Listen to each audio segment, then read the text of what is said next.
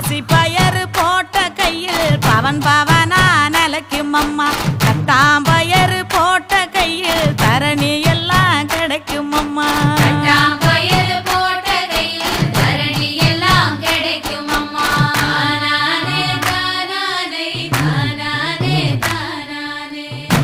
பயறு போட்ட கையில் ஒச்சி பிணி ஒழியும் அம்மா முழப்பாரி சுமந்த கையில்